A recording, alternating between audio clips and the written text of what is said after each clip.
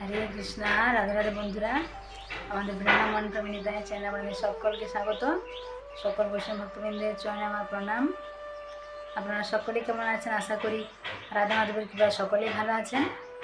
তো বন্ধুরা, আমি যেমন বৃন্দাবনের বিভিন্ন আপনাদেরকে দর্শনীয় স্থান যেমন দেখায়, বিভিন্ন লীলা কথা আপনাদেরকে বলি, তো এবার থেকে আমি ঠিক করেছি যে কিছু ভিডিও তো বৃন্দাবনের বিভিন্ন দর্শন তো আপনাদেরকে করাবো, তার সাথে সাথে ভগবানের শ্রীকৃষ্ণের যে লীলাগুলো রয়েছে, ভগবান যে কত অসুরকে বধ করেছিলেন, ভগবান কী করে প্রকট হয়েছিলেন, ভগবান কী করে এসেছিলেন এই ধরাধামে, কেন এসেছিলেন এবং কত লীলা করে গেছেন ছোটোর থেকে, সেইগুলো ধীরে ধীরে আপনাদেরকে পাঠ করে করে শোনাবো।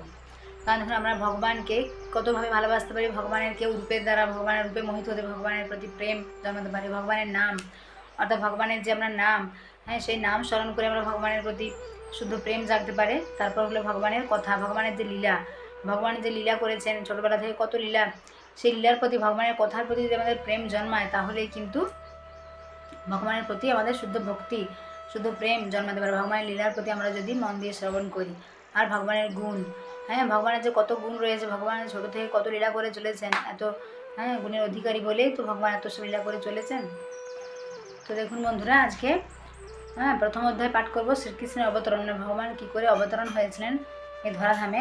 এগুলো অনেক বড় বিষয়, ধীরে ধীরে আমি কম কম করে আপনাদেরকে শোনাতে থাকবো। আসুরিক রাজাদের অবাঞ্ছিত সামরিক শক্তির প্রভাবে একসময় পৃথিবী ভারাক্রান্ত হয়ে উঠেছিল। সেই সময় সমগ্র পৃথিবী ত্রস্ত হয়ে উঠেছিল এবং তখন মাতা বসুন্ধরা ব্যথিত চিত্তে ব্রহ্মার কাছে তার দুঃখের কথা নিবেদন করতে গিয়েছিলেন।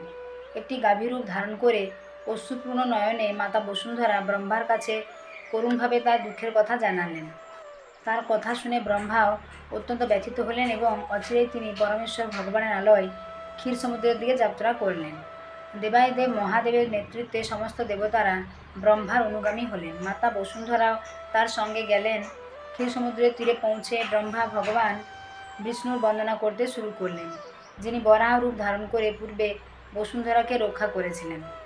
বৈদিক মন্ত্রে পুরুষ সূক্ত নামক এক বিশিষ্ট স্তব আছে, যার দ্বারা দেবতারা ভগবান শ্রী বিষ্ণুর বন্দনা করেন। কোনো রকম উপদ্রব হলে স্বর্গের দেবতারা সেই উপদ্রব নিবারণার্থে ব্রহ্মার কাছে প্রার্থনা করেন এবং তখন ব্রহ্মা ক্ষীর সমুদ্রের তীরে গিয়ে ভগবান বিষ্ণুর সাহায্য প্রার্থনা করে তার স্তব করেন। এই ব্রহ্মাণ্ডে শ্বেতদ্বীপ নামক একটি গ্রহ রয়েছে, সেখানে ক্ষীর সমুদ্র নামক একটি সমুদ্র রয়েছে। বৈদিক শাস্ত্রের মাধ্যমে জানা যায় যে এই পৃথিবীতে যেমন লবণ সমুদ্র আছে, তেমনি অন্যান্য গ্রহে নানা রকম সমুদ্র রয়েছে, যেমন দুধের সমুদ্র, কোথাও বা তেলের সমুদ্র, কোথাও বা সুরার সমুদ্র, এরকম নানা রকমের সমুদ্র রয়েছে।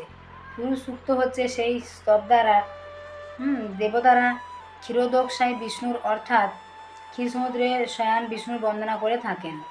তিনি হচ্ছেন পূর্ণ পুরুষোত্তম নারায়ণ, যার থেকে এই ব্রহ্মাণ্ডে সমস্ত অবতারেরা প্রকট হন। দেবতারা পুরুষ সূক্ত দ্বারা স্তব করা সত্ত্বেও যখন পরমেশ্বর ভগবান বিষ্ণু প্রসন্ন হলেন না, তখন ব্রহ্মা স্বয়ং তপস্যা করতে শুরু করলেন। সেই সময় ভগবান শ্রী বিষ্ণু ব্রহ্মার কাছে তার বার্তা প্রেরণ করলেন। তিনি ব্রহ্মাকে জানালেন যে তিনি অচিরেই তার পরাশক্তি সহ অসুর সংহার করার জন্য পৃথিবীতে অবতরণ করবেন এবং তখন দেবতারাও যেন তার সহায়তা করার জন্য সেখানে উপস্থিত থাকেন। তারা যেন অচিরেই যদুকুলে জন্মগ্রহণ করেন, যে কুলে তিনি স্বয়ং আবির্ভূত হবেন। ব্রহ্মা তখন দেবতাদের সেই বার্তা শোনালেন। বৈদিক জ্ঞান লাভের এটাই হচ্ছে পন্থা। ব্রহ্মা তার হৃদয়ে সর্বপ্রথম ভগবান বিষ্ণুর নির্দেশ প্রাপ্ত হন, সেই কথা শ্রীমদ্ভাগবতের শুরুতে উল্লেখ করা হয়েছে। তেনে ব্রহ্মহৃদা অর্থাৎ ব্রহ্মার হৃদয়ে ভগবান সর্বপ্রথম ব্রহ্মজ্ঞান দান করেছিলেন। এখানেও ঠিক সেইভাবে ব্রহ্মা ভগবান শ্রীবিষ্ণুর কাছ থেকে বার্তা পেলেন এবং সেই বার্তা তিনি অবিলম্বে অন্য দেবতাদের শোনালেন। পরমেশ্বর ভগবান শ্রীকৃষ্ণের বসুদেবের সন্তান রূপে আবির্ভূত হবেন বলে ঘোষণা করলেন। তার অবতরণের পূর্বেই সমস্ত দেবতারা তাদের পত্নীসহ ভগবানের কার্যে সহায়তা করার জন্য যদুকুলে বিভিন্ন পরিবারে জন্মগ্রহণ করলেন। এই সম্বন্ধে শ্রীমদ্ভাগবতে তৎপ্রিয়ার্থ শব্দটি ব্যবহৃত করা হয়েছে, যার তাৎপর্য হচ্ছে যে ভগবানের সন্তুষ্টি বিধানের জন্য দেবতারা পৃথিবীতে অবতরণ করলেন, অর্থাৎ ভগবানের সন্তুষ্টি বিধানের জন্য যিনি কার্য করেন তিনি হচ্ছেন দেবতা। দেবতারা জানতে পেরেছিলেন যে ভগবানের অংশ অবতার অনন্ত শেষ, যিনি অনন্ত ফণা বিস্তার করে ব্রহ্মাণ্ড ধারণ করে আছেন, তিনিও শ্রীকৃষ্ণের আবির্ভাবের পূর্বে পৃথিবীতে অবতরণ করবেন এবং ভগবানের বহিরঙ্গা প্রকৃতি, যার প্রভাবে সমস্ত বদ্ধ জীবেরা মুগ্ধ হয়ে আছে, সেই বিষ্ণুমায়া ভগবানের উদ্দেশ্যে সাধন করার জন্য আবির্ভূত হবেন। তারপর মধুর বাক্যে সমস্ত দেবতাদের এবং মাতা বসুন্ধরাকে আশ্বস্ত করে সমস্ত প্রজাপতিদের পিতা ব্রহ্মা তার স্বধাম ব্রহ্মাণ্ডের সর্বোচ্চ লোক ব্রহ্মলোকে ফিরে গেলেন। সেই সময় যদুবংশের নেতা সুরসেন মথুরা ও সুরসেন প্রদেশে রাজত্ব করছিলেন। রাজা সুরসেনের রাজত্বের ফলে মথুরা সমস্ত যদুবংশীয় রাজাদের রাজধানীতে পরিণত হয়েছিল। যদুবংশীয় রাজারা ছিলেন অত্যন্ত ধর্মপরায়ণ এবং তারা জানতেন যে দ্বারকার মতো মথুরাও হচ্ছে ভগবান শ্রীকৃষ্ণের নিত্যধাম। সেই জন্য যদুবংশীয় রাজারা মথুরায় তাদের রাজধানী স্থাপন করেছিলেন। এক সময় সুরসেনের পুত্র বসুদেব দেবকের কন্যা দেবকীকে বিবাহ করে তার নববিবাহিতা পত্নীকে নিয়ে রথে চড়ে তার প্রাসাদে ফিরছিলেন।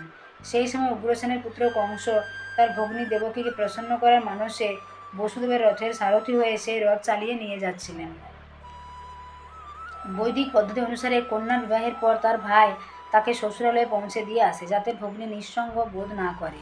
দেবকীর পিতা দেবক তার অতি আদরের কন্যার বিবাহে অতুল ঐশ্বর্য দান করেছিলেন। তিনি সুবর্ণ অলঙ্কারে ভূষিত 400 হাতি, 15,000 সুসজ্জিত অশ্ব, 1800 রথ দান করেছিলেন। তিনি তার কন্যাকে 200 সুন্দরী দাসীও দান করেছিলেন। ভারতের ক্ষত্রিয় বংশে এখনও এই প্রথা প্রচলিত রয়েছে। নববিবাহিতা বধূর সঙ্গে তার সখীরাও তার শ্বশুরালয়ে গমন করেন। তাদের দাসী বলা হয়, কিন্তু প্রকৃতপক্ষে তারা হচ্ছেন রাজকন্যার সহচরী। এই প্রথা পুরাকালে থেকে প্রচলিত আছে। 5000 বছর পূর্বে শ্রীকৃষ্ণের অবতরণের আগে এই প্রথা প্রচলিত ছিল। বসুদেব তার পত্নীর সঙ্গে তার সহচরী 200 সুন্দরী কন্যাও তার সঙ্গে নিয়ে যাচ্ছিলেন। বরবধূ যখন রথে করে যাচ্ছিলেন, তখন সেই শুভলগ্ন ঘোষণা করে নানা রকম বাদ্য বাজছিল। শঙ্খ, বেণু, মৃদঙ্গ এবং ভেরির শব্দে এক অপূর্ব শব্দতরঙ্গের সৃষ্টি হচ্ছিল। সমস্ত শোভাযাত্রা অত্যন্ত সুন্দরভাবে অগ্রসর হচ্ছিল, আর কংস বরবধূর রথ চালিয়ে নিয়ে যাচ্ছিল। তখন হঠাৎ দৈববাণী হলো, কংস, তুমি অতি নির্বোধ। মূর্খতার বশে তুমি তোমার ভগ্নী এবং ভগ্নীপতির রথ চালিয়ে যাচ্ছ। তুমি জানো না যে এই ভগ্নীর অষ্টম গর্ভের সন্তান তোমার মৃত্যুর কারণ হবে। তো দেখুন বন্ধুরা, ভগবান শ্রীকৃষ্ণ সব দেবতারা যেমন প্রার্থনা করলেন, তিনি ব্রহ্মাকে জানালেন যে তিনি এই ধরাধামে আবির্ভূত হবেন। কেননা তারপরে ধীরে ধীরে সবাই জানতে পারলেন। তো তিনি যখন বসুদেবের সাথে দেবকীর বিয়ে হয় এবং কংস যখন সেই ভগ্নীকে নিয়ে যাচ্ছিলেন রথে করে চালিয়ে, তখন তিনি খুব আনন্দিত। তিনি তো এসব জানেন না। তারপর যখন দৈববাণী হলো যে কংসের মৃত্যুর কারণ কে, না দেবকীর অষ্টম গর্ভের সন্তান, তখনই কিন্তু তার মনের পরিবর্তন হলো। তো তারপর দেখুন আরও কিছুটা অংশ রয়েছে। ভোজবংশীয় রাজা উগ্রসেনের পুত্র কংস ছিল অত্যন্ত আসুরিক ভাবাপন্ন। এই আকাশবাণী শোনামাত্র কংস এক হাতে তার ভগ্নী দেবকীর কেশাকর্ষণ করে অন্য হাতে তার অসি কোষ মুক্ত করে তাকে হত্যা করতে উদ্যত হলো। কংসের এই দুর্ব্যবহারে বসুদেব অত্যন্ত আশ্চর্য হলেন এবং তার নির্দয় ও নির্লজ্জ সেবককে শান্ত করার জন্য অত্যন্ত যুক্তিপূর্ণভাবে তিনি বলতে লাগলেন, হে প্রিয় কংস, তুমি হচ্ছ ভোজবংশের সবচাইতে যশস্বী রাজা। লোকে তোমাকে সর্বশ্রেষ্ঠ যোদ্ধা এবং মহা তেজস্বী রাজা বলে জানে। সেই তুমি কিভাবে এই ক্রুদ্ধ হয়ে তোমার সদ্যবিবাহিতা ভগ্নীকে সংহার করতে উদ্যত হয়েছ? তুমি কেন এভাবে মৃত্যু ভয়ে ভীত হচ্ছ? তোমার জন্মের সঙ্গে সঙ্গে তোমার মৃত্যুরও জন্ম হয়েছে। সেই দিন থেকে তোমার মৃত্যু হতে শুরু হয়েছে। তোমার বয়স যদি এখন 25 বছর হয়, তার অর্থ হচ্ছে যে ইতিমধ্যে তোমার 25 বছরের মৃত্যু হয়েছে। প্রতি মুহূর্তে প্রতি ক্ষণে তোমার মৃত্যু হচ্ছে। তাহলে মৃত্যুতে তোমার এত ভয় কেন? মৃত্যু তো অবশ্যম্ভাবী। তোমার মৃত্যু আজই হতে পারে অথবা 100 বছর পরেও হতে পারে, কিন্তু মৃত্যুর হাত থেকে তুমি কোনোদিনও নিস্তার পাবে না। তাহলে মৃত্যুকে এত ভয় পাচ্ছ কেন? প্রকৃতপক্ষে মৃত্যুর অর্থ হচ্ছে বর্তমান শরীরের বিনাশ। এই মুহূর্তে শরীরের ক্রিয়াকলাপ বন্ধ হয়ে যায় এবং তা প্রকৃতির 5টি উপাদানের সঙ্গে মিশে যায়। জীবাত্মা তখন অন্য একটি শরীর ধারণ করে। এই অন্য দেহ ধারণ কর্ম অনুসারে হয়ে থাকে। পায়ে চলার সময় মানুষ যেমন তার একটি পা সুদৃঢ়ভাবে মাটির উপর প্রতিষ্ঠিত হলে অন্য পাটি উঠিয়ে পদক্ষেপ করে, তেমনি ক্রমশ দেহের পরিবর্তন হয় এবং আত্মা দেহান্তরিত হয়। দেখো কিভাবে সাবধানতার সঙ্গে শুয়োপোকা এক শাখা থেকে অন্য শাখায় যায়, ঠিক তেমনই জীবাত্মা উচ্চ অধিকারীদের নির্ণয় অনুসারে তার দেহ পরিবর্তন করে। জীবাত্মা যতক্ষণ এই জড়জাগতিক শরীরে আবদ্ধ থাকে, তাকে একের পর এক জড়জাগতিক শরীর গ্রহণ করতে হয়। প্রকৃতির সিদ্ধান্ত অনুসারে প্রত্যেক জীবাত্মায় জন্মের কর্ম অনুসারে তার পরবর্তী জন্মগ্রহণ করে।